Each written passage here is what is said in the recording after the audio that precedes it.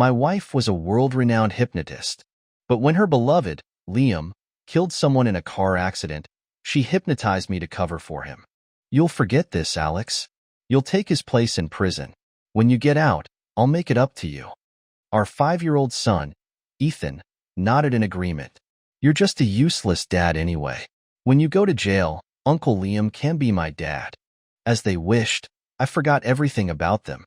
But after I lost my memory and left them, they stood outside my door every day, begging me to look at them again. After 11 months in prison, I walked out to find my wife and son waiting for me. Let's go home. We're here to pick you up, she said, patting Ethan on the shoulder. Ethan, go get Dad's things. No. 5-year-old Ethan hid behind her, sticking his tongue out at me. He's a convict, not my dad. Uncle Liam is my dad. Mom, isn't today Uncle Liam's birthday? Let's go celebrate Uncle Liam's birthday. I don't want to see a convict here. Sophia's face changed. She looked at me with a flustered expression. Alex, he's just a child. He doesn't understand. Don't take it to heart. I shook my head. I won't. He's just a kid with no manners. What? Sophia paused, staring at me in disbelief. Alex, how can you say that? This is Ethan. Ethan burst into tears. I don't want this convict to be my dad. I want Uncle Liam. Mom, let's go. We don't want him home. Let's kick him out. He cried, stealing glances at me. Seeing that I only frowned without any other reaction, his wails grew louder. Sophia was at a loss. Alex, what's wrong with you? You used to care about him the most. Yes, the person I used to care about the most was now calling me a convict and didn't want me to be his dad. But it was a good thing I didn't remember them. Otherwise, how painful would it be to have those closest to you stab you in the heart? I don't remember you, I said. Sophia, let's get a divorce.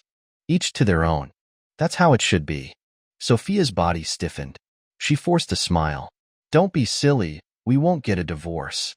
You just have temporary amnesia from the trauma. You'll remember soon. You love us most in this world. Once you remember, you won't want to leave. Let's go home, you need to rest. She took me back to a villa, a 3-story detached house that I didn't recognize at all. If not for my usual belongings placed around the house, I would have questioned whether I had lived here before. So, I really did have amnesia? No wonder I couldn't remember the details of hitting someone.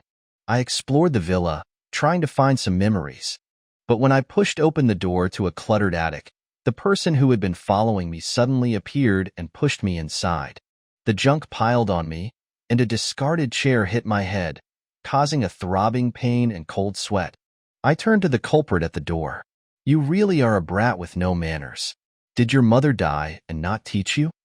Ethan's pale face immediately filled with hatred when he heard me insulting Sophia.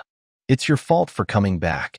Today is Uncle Liam's birthday, and Mom and I are going to celebrate it with him. You can't ruin it. With that, he ran out and slammed the door, locking it with a click. I felt a sense of dread and struggled to get him to open the door. But Ethan just giggled and ran away. You're a bad man, stay in there. I was furious and kicked the door. The attic plunged into darkness. Soon, I began to feel discomfort. The confined space felt like drowning, and I couldn't breathe. I slid down the door, my vision blurring. It felt as if my neck was being strangled by a giant hand. Open the door, you little. I hammered on the door frame, but the suffocating feeling overwhelmed me, and I passed out. I woke up in a hospital. My head was bandaged. A slender girl stood beside me, with clear eyes. Are you awake? Do you want water? She leaned over. Her clothes were washed faded, and she looked flustered as I stared at her. I smiled faintly. Did you save me? Thank you. The girl quickly shook her head, stammering. No, it was nothing. I was just delivering a package and heard noises, so I called the police. She pointed outside, where 2 officers were standing. I nodded, thanked them, and they left. I learned that the girl's name was Lily, 8 years old, and her parents died 2 years ago. She was supposed to go to an orphanage, but she refused and made ends meet by delivering packages. I was stunned into silence. Looking back at Lily, I asked, Lily, do Do you want to come home with me? I'm not a bad person, and I don't have any children. Lily looked up cautiously. Can I? Of course. She nodded immediately. I want to. Okay, we'll go home later. After the four-drip, I took Lily back to my apartment. It wasn't large but cozy. Lily worked diligently, helping me move things and clean the rooms without a single complaint. She was nothing like that brat Ethan. I felt a surge of comfort, thinking that Lily should have been my daughter. After we finished organizing, I made a pot of rib noodles. Lily's eyes lit up when she smelled the aroma. It smells so good. She filled a bowl with ribs and placed it in front of me. You're hurt. You need to eat more meat to recover. Then she sat down, adding only noodles to her own bowl, and ate small bites. I couldn't help but ruffle her hair, observing the difference in our meat and vegetable choices. You need to eat more meat to grow, too. I put a spoonful of ribs in her bowl. Lily's face flushed as I patted her hair. She nodded gently. Okay, thank you, Dad. A week passed. I completed the adoption procedures for Lily and sent her to a local school. Her name was officially changed to Lily Gu, sharing her biological father's surname. I thought it was fate. On the weekend, I planned to take her shopping. Early in the morning, my phone started ringing non-stop. Sophia's name flashed on the screen. I hung up without hesitation. She called twice more, and I hung up again. My phone received 2 messages. Both were from Sophia. Why aren't you home? The maid said you haven't been home for a week. Where did you go? It was none of her business. I blocked her. It had been a week before she even noticed I was gone. If Lily hadn't found me in the attic, I probably would have died. I blocked all of Sophia's contact information. Then, I took Lily shopping. We each bought several sets of clothes. Just as we were about to leave, Lily's eyes fell on the matching parent-child outfits in a display window. Do you want to try them on? I asked. Lily nodded shyly. Let's go try them on. I changed quickly and stood outside, waiting for Lily. Unfortunately, we ran into Sophia and her group. Sophia was surprised when she saw me. Alex, what are you doing here? I ignored her and looked away. Sophia's expression shifted, filled with guilt. I know that Ethan locked you in the attic. I've scolded him. I told him to apologize. She called Ethan over, who reluctantly said sorry. It sounded insincere. I chuckled. Almost locking me in an attic for a week is fine with a single sorry? Why not wait until I'm dead before offering an apology? Sophia's face stiffened. She didn't expect me to be so confrontational. Ethan hung his head, his face pale. Liam, standing to the side, put a hand on my shoulder, as if he couldn't stand it anymore. Ethan didn't mean to. Why are you making it so hard on a child? Blame me. I asked them to go on a week-long trip after my birthday. That's why I ignored you. How about this, since you just got out of prison? We'll throw a welcome-back party for you, apologize, and get rid of the bad luck? Sophia beamed. Liam is so thoughtful. I think it's a great idea. She didn't notice the surrounding shop assistants and customers taking a few steps back. They looked at me with disgust and fear. I sneered. So, I was locked in the attic while they were on a vacation? I stepped back, causing Liam's hand to fall. I patted my new clothes as if they were dirty. What's more unlucky than meeting you all? A wife with her son tangled up with your lover. If you like her so much, then have her divorce me, and I'll pack them up for you. Liam's face turned ashen. He didn't expect me to be so direct in public. The onlookers now looked at him with disdain. So he's a home wrecker, shamelessly seducing someone else's wife and son. If he hadn't spoken, I would have thought they were a family. And the woman is no better, bringing her lover right in front of her husband. Disgusting. It's bad luck. If I were her husband, I would be furious. Hearing the whispers around them, Sophia's face became increasingly unpleasant. Alex, what nonsense are you saying? Liam and I are innocent. How dare you slander us in public? Liam also tried to explain. You misunderstood. I was worried about them while you were in prison, so I helped take care of them. I didn't mean to steal them. Ugh, so shameless. Liam had barely finished speaking when someone in the crowd spat at him. A wife defending her lover, and the lover coming up with excuses. You're scum. I always thought it was men who lied when they cheated, but women do it too. Disgusting.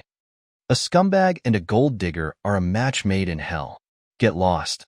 I'm going blind just looking at you. Sophia and Liam were being surrounded and criticized. They looked increasingly worse. Sophia's face paled, and she stared at me with hurt in her eyes, but Liam held her up. Her lips moved, but no words came out. Ethan rushed up in anger. You're not allowed to bully Mom and Uncle Liam. You have to apologize. He tried to hit me, but before he could reach me, he was knocked away by a figure. Dad, are you okay? Even though Lily was a small girl, she protectively stood in front of me, glaring at the others. I shook my head and stroked her hair. Don't worry, Dad is fine. Dad? Ethan stared at us in shock. When he saw our matching outfits, he looked both shocked and heartbroken.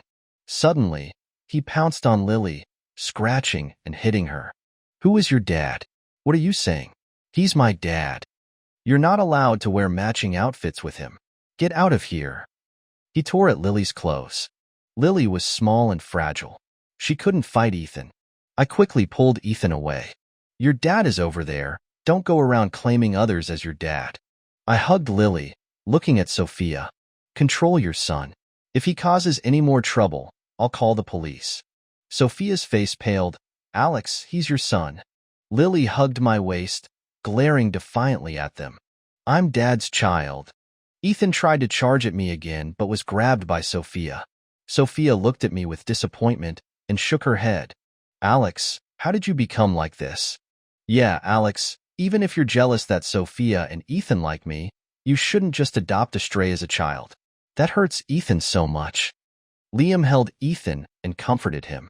I looked at him coldly. Where's your dad? What? He was momentarily confused. I'm asking where is your dad?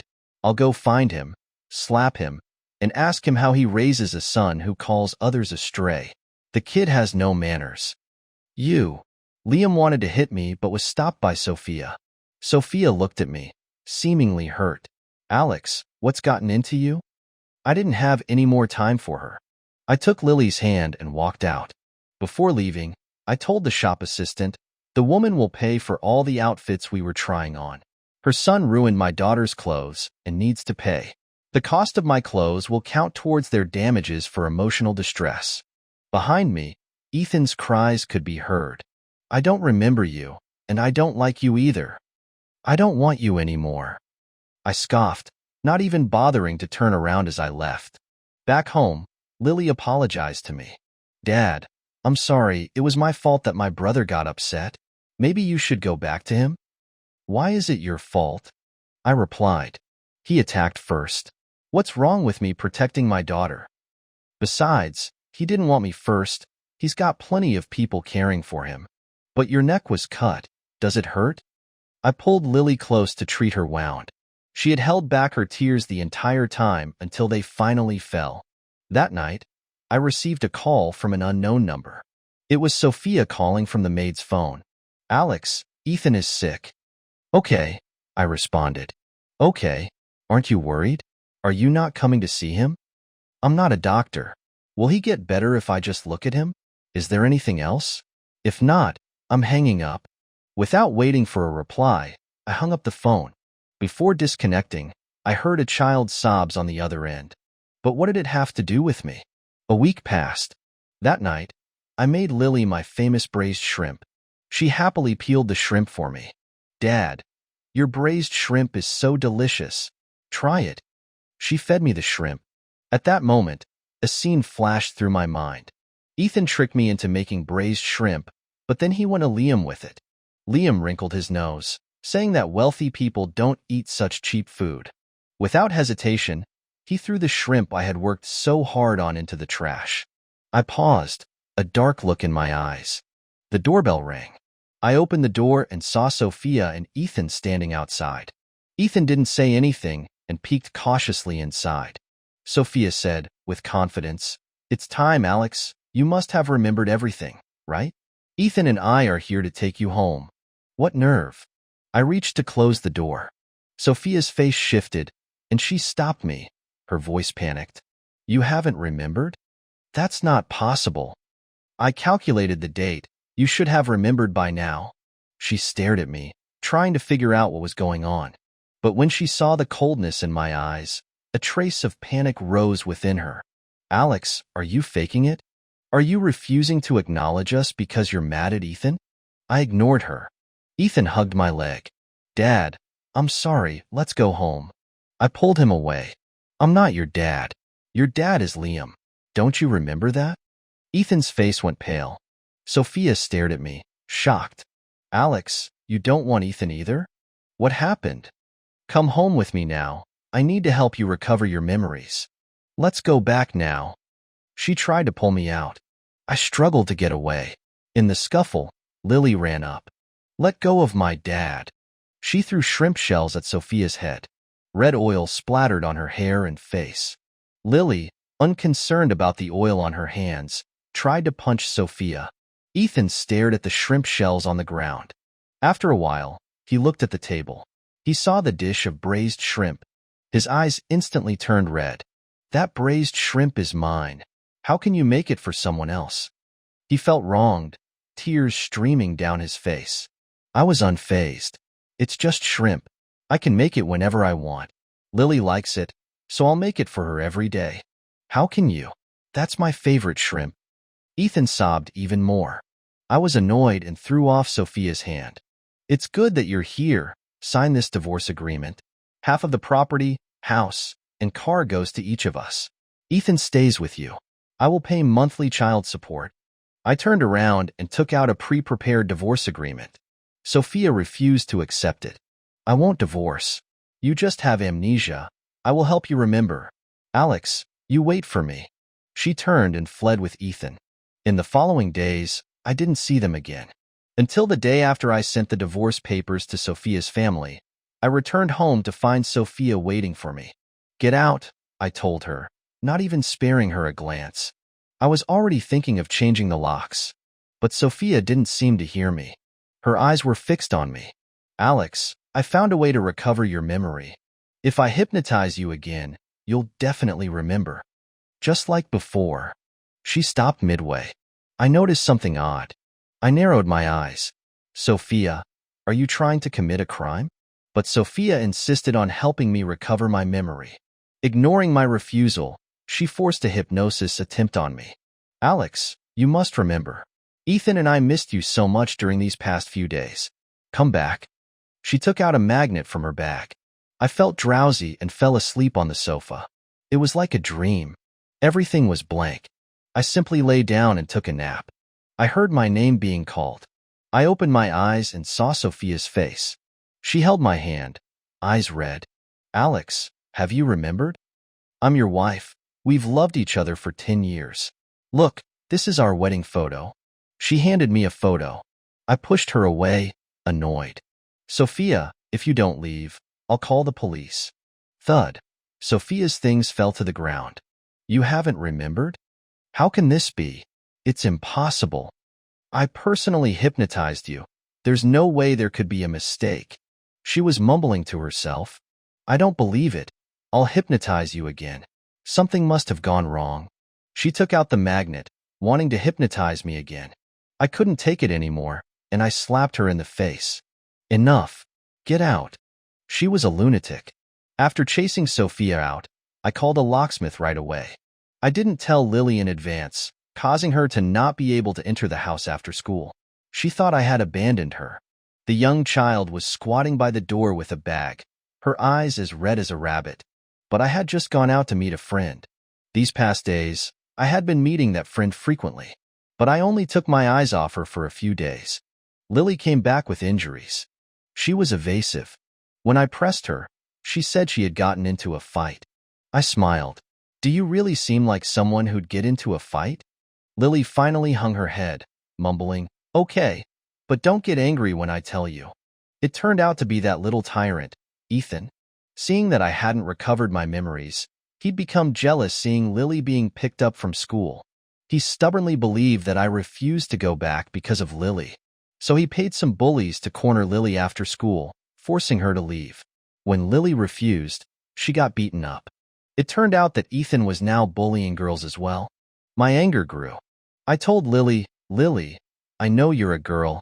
You don't know how to fight. But if someone bullies you, you need to fight back. Teeth, nails, any part of your body can be your weapon. If that ever happens again, you hit him back exactly how Ethan hit you. Of course, I wouldn't let it happen again. After finishing applying medicine to Lily's wounds, I planned to find Sophia and settle the score. But they came to apologize first. Ethan apologized to Lily. I'm sorry. I shouldn't have had people chase you away and beat you up. Come back, okay? He took a few steps closer, wanting Lily to hit him. But Lily wouldn't do it. Dad doesn't like kids who fight. I won't hit. I want to be Dad's good child. Ethan grew anxious. I'm also good. I didn't mean to hurt you. It's your fault for occupying my dad? Lily tilted her head. But when I found Dad, he was alone in the attic. So I found him. He's my dad, just mine. She paused and continued. And the doctor said that Dad has severe claustrophobia. Any later, and it would have been bad. What's claustrophobia? Do you guys know? Ethan was speechless. He tried to explain. But when he thought about it, he did throw me away and Lily found me. He had lost his dad by his own hand. Ethan was about to cry. Sophia looked at me, her eyelashes trembling. Alex, when did you develop claustrophobia? Why don't I know about it? I replied, I didn't have it before. It started after I went to prison. Sophia's eyes widened, regret filling her eyes. She stepped forward. Alex, let's go home. Ethan and I will treat you even better from now on. If Liam is bothering you, I'll make him leave and never see him again. I'll find the best doctors. I'll make sure you remember everything. We will live a happy family life. Ethan nodded. Yes, I will acknowledge you as my dad. I wanted to laugh. Did they have no self-awareness? I pulled Lily into my arms. I don't need it. I already have a family. Besides, are you worth remembering? Ethan cried again. But this time, he bit his lip, crying silently. The atmosphere became tense. A figure rushed through the door. Sophia, help me. Liam stumbled towards Sophia, panicked. The police are looking for me. They said they suspect me for the accident 11 months ago. Sophia's face changed. She looked at me. When she saw my emotionless expression, she secretly breathed a sigh of relief. She pushed Liam away, her voice not as gentle. Just cooperate with the investigation. I can't help you, she said. Liam couldn't believe it, looking at her in disbelief. Sophia, you're not going to help me anymore? Sophia turned away. We're just friends. I've already done enough for you. I have my husband and child, and I have my own life to live. Sophia, how can you abandon me? Liam started shouting, desperately. After confirming that Sophia wouldn't help, he gave me a resentful look before leaving. But Sophia showed no reaction. Instead, she looked at me. Alex, you see, I won't help him anymore. So, can you please? No, I interrupted. It's getting late. You should go home now. The light in Sophia's eyes dimmed, and she left with Ethan, glancing back at me every few steps. Every morning, I received an apology letter and a gift at the door.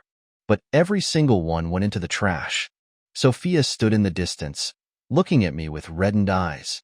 But soon, she had no time to come looking for me anymore. Liam was confirmed as a hit-and-run driver, and the police were searching for him. He was caught after a while. When I walked out of the police station again, Sophia stopped me. After days of not seeing her, she looked exhausted. Her hair was disheveled, and her once pristine clothes were wrinkled. But her gaze was still fixed on my face. Alex, did you remember everything? Remember what? I asked calmly. The quiet atmosphere had a huge impact on her. Sophia's fingers twitched. She finally asked, You remember that Liam was the one who caused the car accident, right? That's why you came to the police station to accuse him. I didn't deny it. Her eyes lit up. What about me? Do you remember me? Her face was full of hope. Yes, I remembered everything, I said. Sophia was ecstatic. But I dampened her mood. I remember how you misused your hypnotist abilities to manipulate my memories, making me take Liam's place in prison. You caused me to develop claustrophobia, and I can't even take the elevator. Each word made Sophia's face paler. She looked at me pitifully. Please stop. Alex, I beg you, please stop. I'm sorry. I will make it up to you. I promise to make it up to you. Make it up? How? She didn't want me to say it, but I still said it. My mouth twisted into a vengeful smile. You caused me to lose half of my kidney, and now I can't have any more children. What can you do to make up for that? Sophia's eyes widened, her body stiff. How did you lose half of your kidney? What do you mean, you can't have children? I threw her a medical report. Sophia opened it hesitantly. Upon seeing the report, her eyes grew red and watery. Stabbed by a sharp weapon, severe kidney damage, 10 minutes of shock, injured in the lower regions. Why? Why didn't I know? Sophia cried. Alex, I didn't know. I didn't know something like this would happen to you in prison. Seeing her regretful face, I smiled mockingly. You knew that Liam's victim was from a powerful family. That's why you made me take the blame. The family of the deceased paid them to torture me. They never thought that I would make it out of prison alive. Sophia trembled as tears streamed down her face. I'm sorry, Alex. I know I was wrong. Can you please forgive me? Forgive me. We can start over. You think that's possible? I dodged her hand. You ruined my life. How can you expect me to forgive you? What about Ethan? Do you not want me or Ethan? No. I looked at her with ridicule. He wants Liam to be his father, so I'll let him. Besides, didn't you agree? That means you support his decision. After that, Sophia looked defeated, all hope lost. Of course, I wouldn't forgive them easily. I remembered that when I was lying in the hospital, the police who were monitoring me had called Sophia. But when he stated his identity, Sophia asked me to reform myself impatiently. And Ethan celebrated Liam's new life. I had done nothing wrong, yet because I had loved Sophia, I had suffered so much misfortune. My wife of 10 years, knowing that Liam had killed someone, had conspired to drug me and hypnotize me so that I would take the blame for him. So why should I forgive them? I turned to leave. I saw Ethan behind me, tears on his face. When I passed him, I heard him whispering sorry. I took a breath and didn't respond. I finally said to Sophia, if you want to know the truth, you should go to the police and look at the surveillance footage. I'm not going to say anything else. Sophia did go to the police station to view the footage. She finally understood why I was at the scene of the accident. That was how they were able to frame me. Liam had deliberately come to find me. He boasted that my wife still had feelings for him and that my son wanted him to be his father. He mocked me for not being able to hold on to my wife and son. I grew angry and beat him up, causing him to harbor resentment, trying to run me over with his car. He even said that even if he killed me, Sophia and Ethan would not hold him accountable. Liam was laughing like a maniac. I was terrified, trying to dodge him. Just in the nick of time, he stepped on the gas and came at me full speed. I dove out of the way just as he struck a passerby. So, when Sophia helped him destroy the footage, if she had taken another look, she would have known the truth. But she chose to turn a blind eye to protect a would-be murderer after knowing the circumstances of the victim's family. Sophia was trembling, her eyes full of remorse. Ethan cried uncontrollably. No wonder Dad won't forgive me. I'm sorry, Dad. Suddenly, Sophia rushed at Liam. She slapped him and kicked him. You actually tried to kill Alex. You are so evil. Why did you do that? Wasn't I good enough to you? Why? You ruined our family. Why didn't you just die? Sophia fought relentlessly. Liam was hunched over, writhing in pain. The police swiftly pulled them apart. Sophia's eyes were red.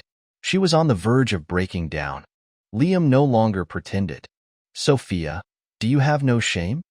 You enjoyed the attention of two men fighting over you. You're a bad woman, and you're trying to blame me. Sophia, you did this yourself. You asked him to go to jail for me. You should die. Maybe then he would forgive you. Sophia lost all her strength, collapsing to the ground. Yes, you're right. I should die. We should all die. She closed her eyes, stroked Ethan's head, and asked the police to take him home. Then, she said, Officer, I want to turn myself in. I wasn't surprised that Liam and Sophia were sentenced to prison. My lawyer said that he didn't expect things to go this smoothly, thinking it would be hard to clear my name. After all, I had admitted to it. But when Sophia turned herself in, she confessed to using hypnosis illegally. So, the crime I was accused of was cleared. I was a victim. The first time I heard the word hypnosis from Sophia, I became suspicious. So, I had been going out frequently to meet lawyers and hypnosis masters. The day my memory fully recovered, I had filed for a retrial. Luckily, the truth was now out. I divorced Sophia successfully. She voluntarily signed the papers, giving me all the assets. To lessen the impact on Ethan, she asked me to take custody of him and have him transferred into my name. Ethan was still being taken care of by his grandparents at the villa. Lily and I still lived in the apartment, not interfering with each other. It was fine like this. However, I had been focusing on collecting evidence, ignoring Lily.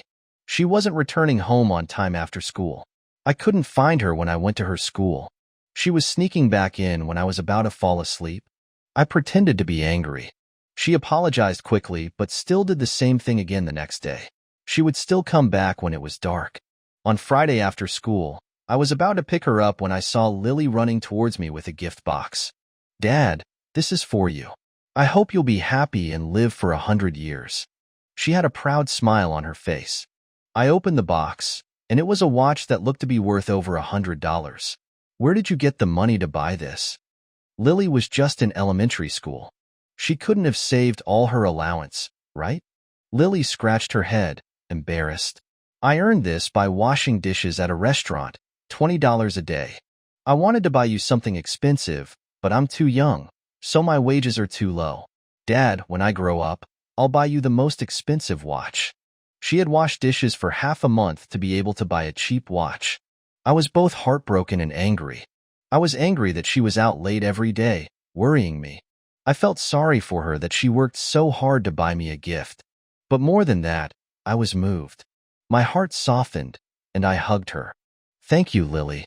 I love it." Lily blushed, smiling in my arms. After a moment, she seemed to remember something and pointed outside. "Oh, right, Ethan came with me too." She looked helpless. I looked up and saw a little follower behind her. Ethan was holding a large bouquet of sunflowers. They symbolized a new beginning. At the moment, he was afraid to come in. His head was down. When he saw me look at him, he walked over nervously and handed me the flowers. He whispered, "Dad, I'm sorry." I was stunned for a moment and reached to receive them. "Thank you." He smiled when I accepted the flowers. Then he turned to run away. "Are you not going to stay for dinner?" Ethan's body froze. He almost fell because of how fast he stopped. When he turned back, his eyes were red. He nodded frantically. "Yes, I want to stay for dinner." I smiled and let Lily bring him inside. While we were eating, I received a call from the prison guard. They said Sophia was sick and wanted to see me, but I refused. "Don't call me again. We have nothing to do with each other." The end.